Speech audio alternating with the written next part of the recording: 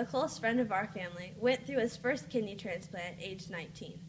Now, 12 years later, he is waiting for his second transplant. He is on kidney dialysis and is unable to travel more than 2 hours away from the hospital in Tulsa, Oklahoma, in case a kidney donor is found.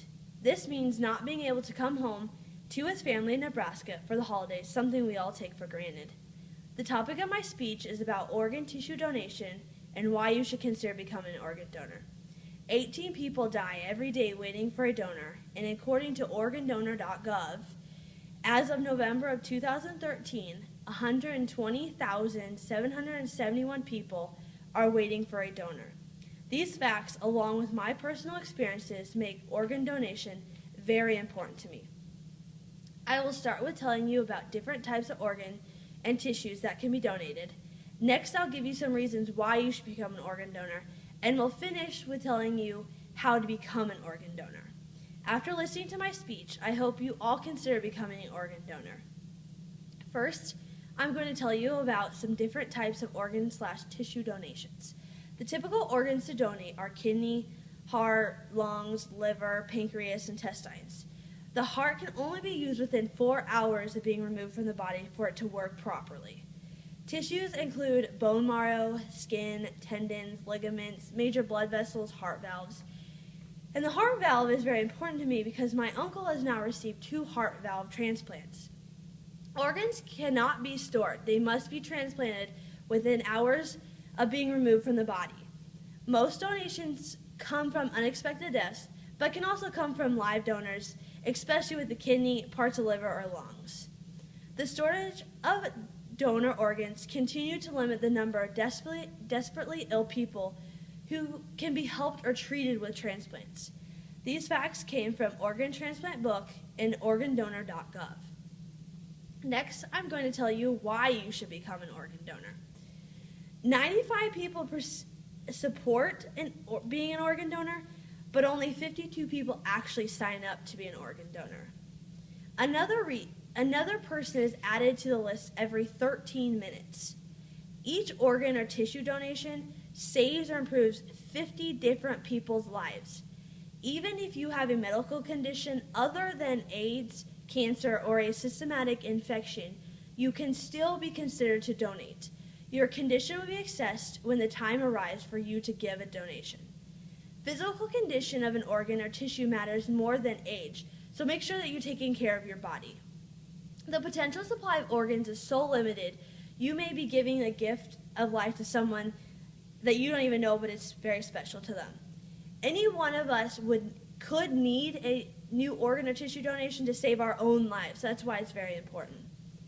Because of advances in medicine, more and more options are available for transplants, creating a higher need for organ and tissue donations. 77 people receive organ transplants every day. And the good thing about it is families don't have to pay for the removal of organs for the donation, and you can still have an open casket if you wish. Giving a gift of life to someone else may help your own family cope with the grief of losing a loved one. You have the opportunity to give someone a second chance at life if your life has happened to be cut short by an accident, a disease, or simply dying of natural causes. In most cases, you could help not just one person, but many people to have a better life. Wesley's mom believes everyone should be an organ donor. She says if you could help improve the life of an individual simply by allowing your organs to be used, why would you not be a donor? She says it's very difficult watching a loved one wait for a donor and have to spend 3 or 4 hours connected to a kidney dialysis machine 2 to 3 days a week to cleanse the blood just so they can try to live somewhat a normal life that we do.